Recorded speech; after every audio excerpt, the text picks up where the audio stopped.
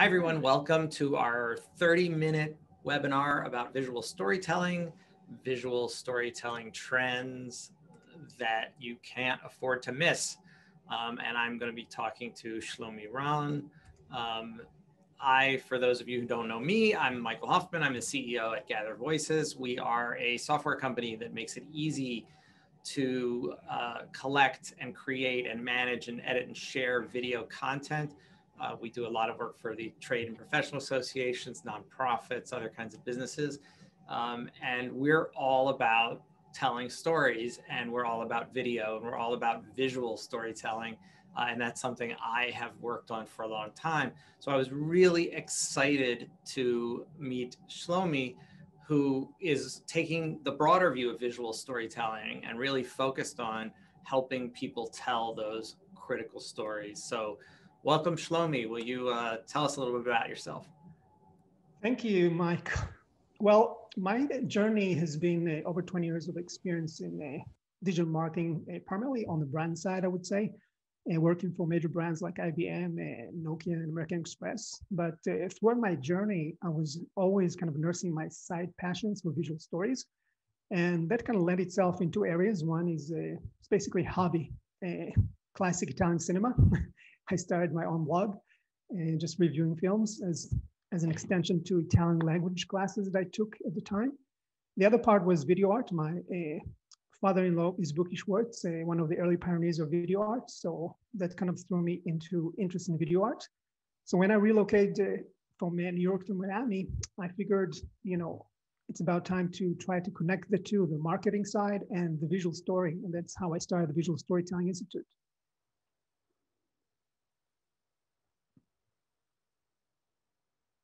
Excellent. So will you tell us a little bit about visual storytelling? What do you mean by visual storytelling?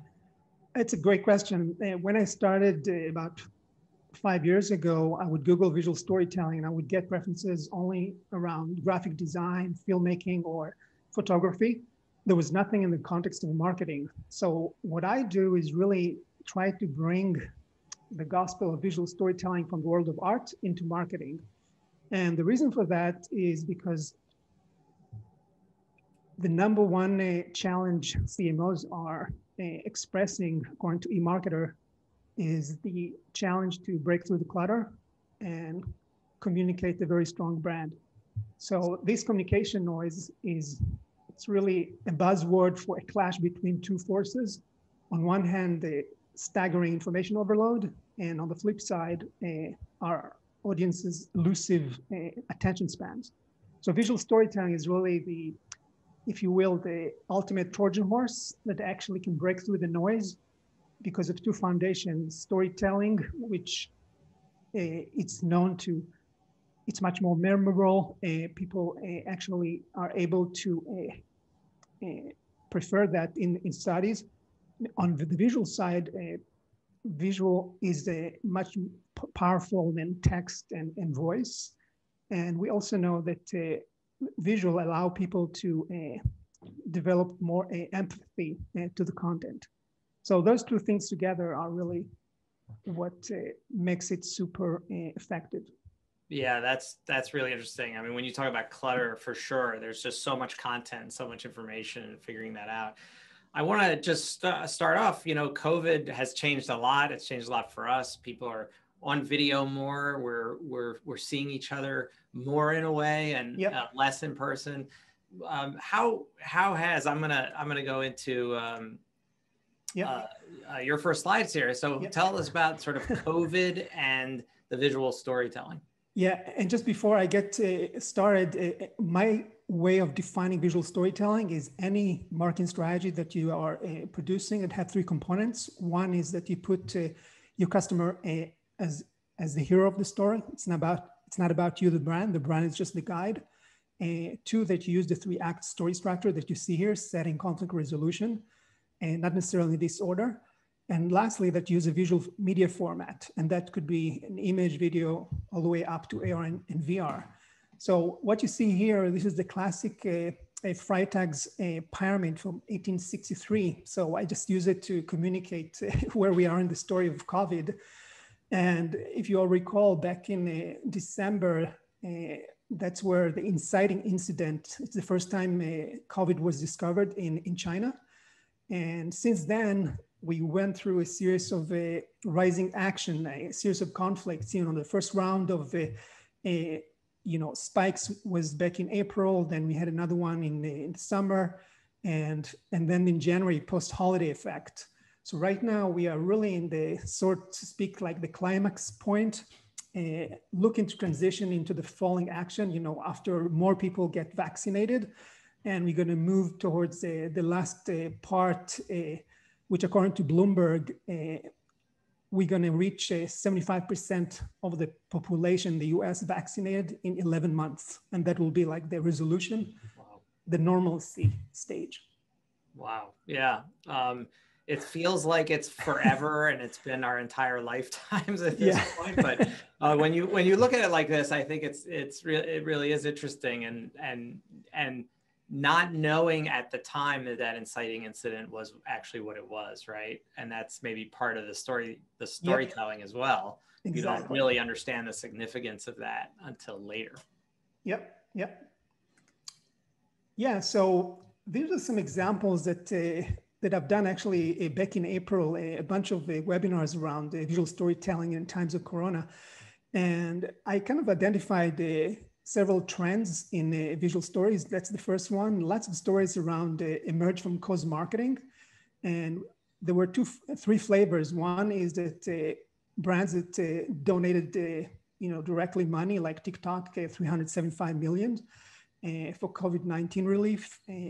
Then there was other brands that actually changed the product line, like Anheuser-Busch, that all of a sudden started producing hand sanitizers. Coursera, on the other side, is actually used their existing product and contributed courses to universities. So you could see here like three different types of the cause marketing stories that designed to really generate empathy with audiences. Yeah, interesting. This type of visual story is what I call diversifying a storyteller. In this case, Panera Bread, what they did was really give their delivery drivers and ask them to pretty much shoot on their phones their daily routine. And what came out of it is very authentic visual stories. And as you could see, they're really vertically aligned just to communicate. They actually shot on phone and create a lot of great affinity with the audience. Yeah, that's really interesting. That's obviously what we do at Gather Voices, is enable this kind of collection of content at scale. And a lot of it's really about trust, right? Like, people don't trust the brands and the brand marketing. And when you can have the stories coming out of real lived experiences, you can leap over that trust gap that we're in right now. Definitely. It's really another reason why it's working is because people looking to see people that look like them in visual stories.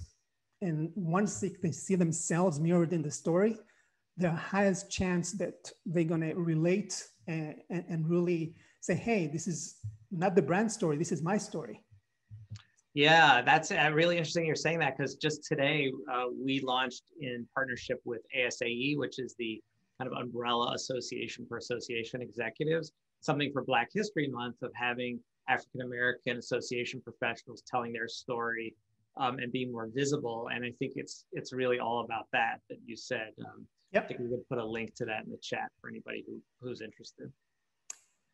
Right. And this flavor of visual stories, again, from the first round of the COVID spike back in April, was what I call mirroring reality. Two examples, one from Domino's. In this case, you could see here, they actually used the Zoom interface, where it was fairly a novelty back in April. And they really jumped on it and basically, again, used their franchisees to basically, the conflict in this story is really relieving hunger and also somebody losing a job. So the solution here, you'll see a series of franchisees kind of encouraging people, yes, we are open, feel free to order. And also we're hiring. So it's kind of a double solution from Domino's. On the right side, you'll see a very unusual visual story. This is coming from Audi, a commercial that ran in Australia. It's called The Drive. What they did here, again, this is during the first round, everybody under locked down, confined to their homes. So they created this ambient 4-hour, again, you heard it correctly, 4-hour video that you can actually play on the background. And the focus here was really the moving scenery of Australian, backcountry as this car is riding the road, just to release, the boredom and the sense of feeling confined. So I thought it's a cool idea. Yeah, no, that is a cool idea. I want to just let everybody know that if you have questions, ask them whenever you have those questions. You can put them right into the chat, and we can address them while we're talking. And of course, like any good successes, you have some flops, and we had a bunch of misaligned stories. Just to start with a barrage of emails the brand sent people, and yes. with you, we all in it together. And there was also that all COVID ads looks the same. That kind of created this compilation of the same themes to kind of mock the trend. We also have seen a bunch of brands like Hershey, Coors, Light, and others that actually had to pull their campaigns because of misalignment with the situation. Like in this case, Hershey's, the focus here was around hugs, people hugging each other. So that pull it out. Not good. Yeah, exactly. Another flop was all these logos you see on the side from Coca-Cola and McDonald's that was considered very opportunistic and created a little bit of a polemic discussion on social media around that.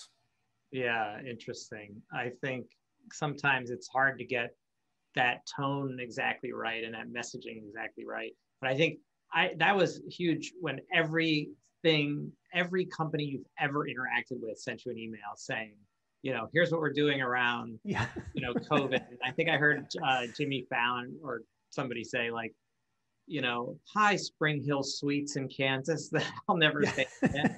I don't really, it's very nice that you don't have the buffet out tomorrow. Yeah. But, and they're just these big blocks of text. That was the other thing that really struck me. Exactly. How unpersonal it was and how impactful it would be having people who work in these organizations get out from behind the brand and talk about COVID and their response to it or how it's affecting them. I think I think people just don't trust, again, those brands in the way that you bring up a good point about trust. I mean, the entry point for audiences trusting brands is very low to begin with. So COVID was a really testing ground for brands to really pick it up and really do something meaningful. And through all these examples, you see different attempts, but the main conclusion is really that audiences really wanted acts versus words, and things that are really functional, things that could really help them directly. And these are some of the things that came out. Yeah. And I think we had very much the mirror of that with the George Floyd murder and Black Lives Matter stuff, where people were saying the same thing and not necessarily acting, in that way. Yep. This is 3 examples from the third wave. So think about, we're talking about the summer and, around January. So around the summer, Heineken came out with this campaign, Back to the Bars. And this was a really novelty story because they needed to educate their audiences how they should behave within a bar where there's a series of conflicts, like, how to keep a distance from the other table, how not to taste your companion's food, all kinds of little things like that, the different touches of conflicts throughout the story. And I thought that was nicely done. On the upper level, what you see here is this is a campaign it was a nationwide campaign in Italy to educate people to get vaccinated. And what I liked about it, there is a very negative appeal about, going to get a vaccine. And typically it's very kind of a dismal, spaces out there, sometimes it's just temporarily built constructor. So what they've done here, they actually created a series of structures that actually built like a flower. So they actually reframed the meaning of what it means to get vaccinated through the actual function of the space where people actually got vaccinated, and also through the visualization, like they used the primrose flower throughout the campaign. So that was a very clever idea. The last one is really coming from the New York Times, is Cause of Life. It's part of a op-ed video series. This one is about, again, trying to bring home the importance of paying more attention, and keeping up safety guidelines. They actually came up with 5 stories of victims of COVID. And actually, it's a brand documentary short stories that actually tell their life stories and who those people were. So again, it's a very human, authentic, something that really helped to develop emotional affinity and why people should care about the big message. That's great. Yeah. Now I'm going to talk just a general 3 trends in visual storytelling that you might want to think about. The first one, we already touched on it with the example of Panera. And it's really about the need to diversify your storytellers. So don't think your stories needs to come always from your marketing department with the spokespersons formally. It's better if you can actually sometimes give your employees, your partners, your customer to actually tell the story on your behalf. So what you see here is the Stellar Stories 2020 from Square. And they did a very simple solution. If you go to this website, you'll see that they created an 800 number where a customer could actually call in, record their story, and send some photos. And the end result is a very interesting experience where you could see a slideshow of photos made by the author. And you can also hear their voice of the actual hero of the story. So I think it's a very interesting touch. And again, it's a very low tech, nothing too complicated, but it was nicely done. Yeah, I think this is, we work a lot with trade and professional associations and nonprofits, and they're just so rich with stories and storytellers. You think about an association that the members are all the practitioners of whatever that association is about. They're the ones with the stories. So inviting them to be the storytellers is such a natural thing, that can be so powerful. Yeah. So if the first trend is about diversity, now I'm going to talk about a bunch of different rich media tactics that you could use. This one is called dynamic scrolling images. Again, very simple experience. If you just click on that link, just to give people a sense. Sorry. This is an artwork from a Japanese artist. And what I liked about it is that it allows you to use images on the right side. And as you scroll down, you have almost a tweet bite caption on the left that allows you to really zero in on specific details in the visuals on the right. And this way you can actually follow a very succinct and very sensible story, something that sometimes in video you have to really edit this in a big way. This is just another way to tell a story where you can control the different parts of the visual. Yeah, and I'm just scrolling just like a normal. Yeah, exactly. Another example is we all know that short videos are king, right? But I'm going to argue that there is a space also for long form. And long form, the reason for that is because it allows you to develop a much deeper emotional connection with your audience. You typically can use them at the awareness stage, at the mid funnel for existing customers.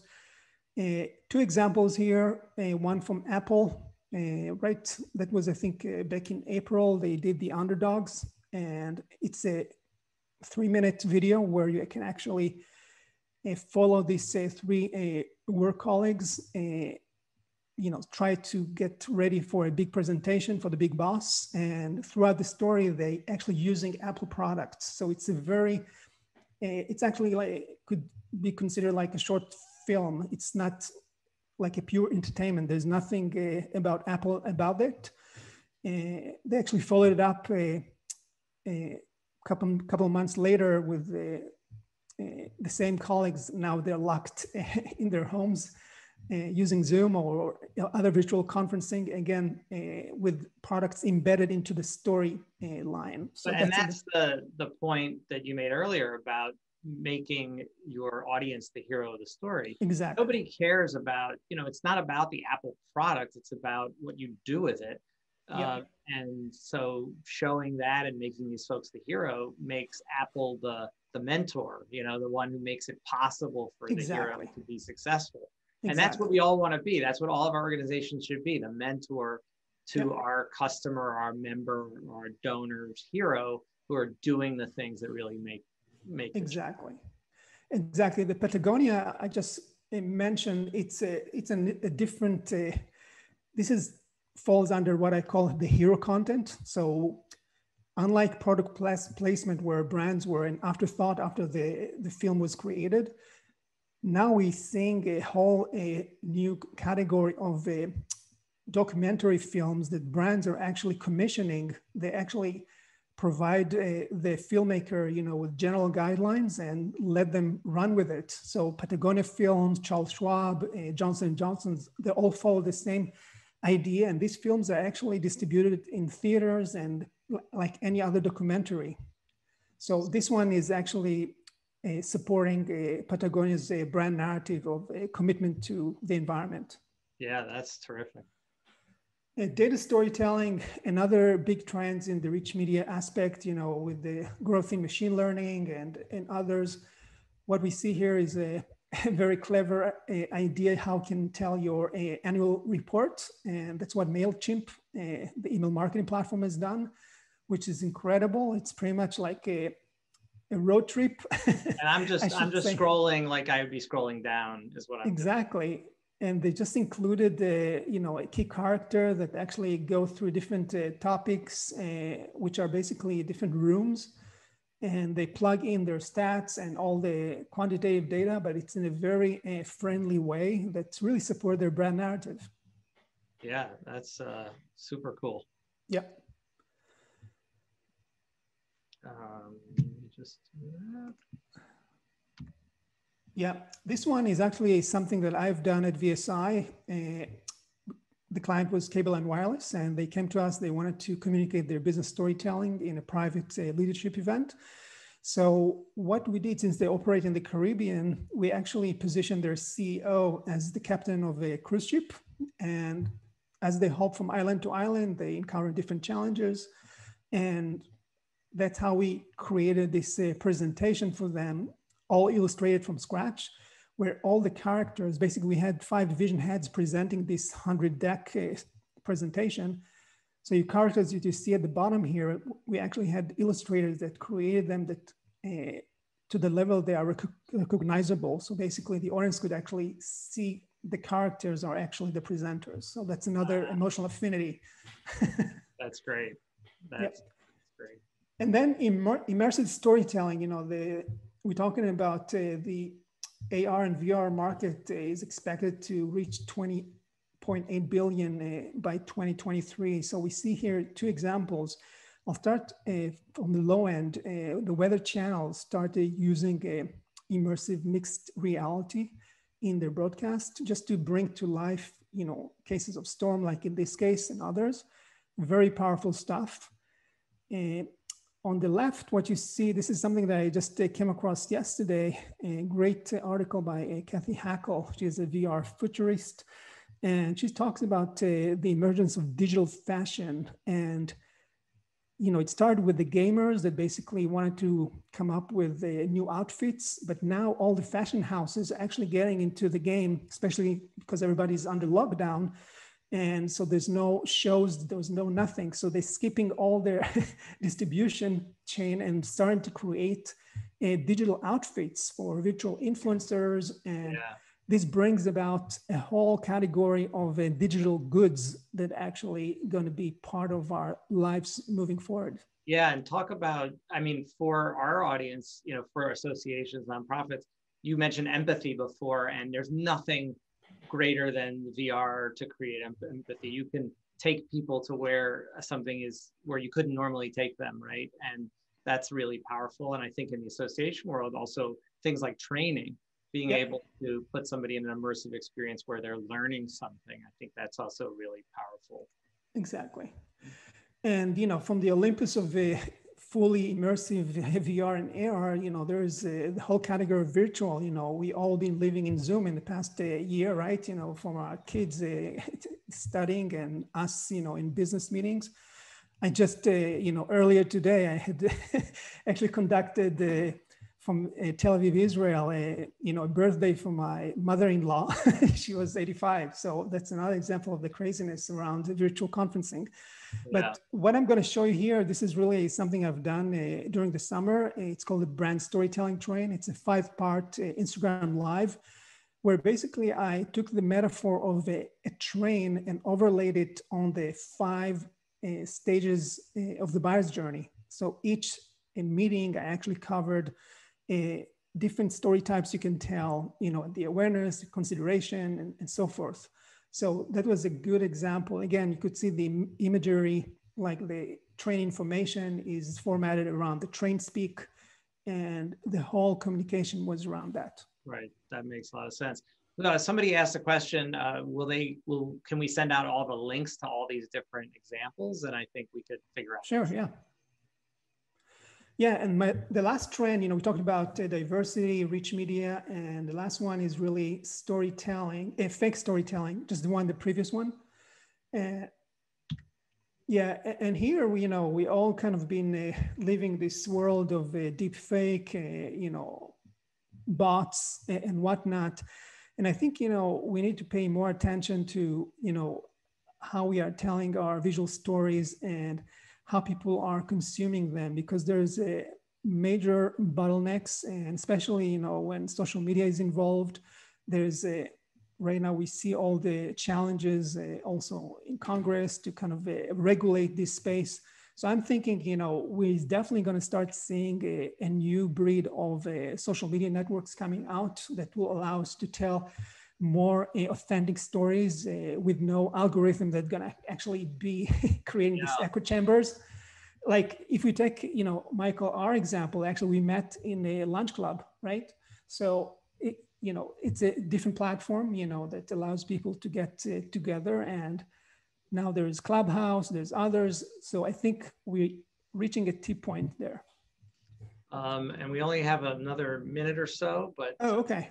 Yeah, I just want to close here with this is the fun, of course, Bernie Sanders meme that kind of created the buzz. And what's really interesting about it, it was not intended. Nobody planned it. It's just happened. And it's a great proof for what we talked about earlier, the mirroring effect. People really saw their uncle, their, other things that really made sense in their lives, and they turned them into memes.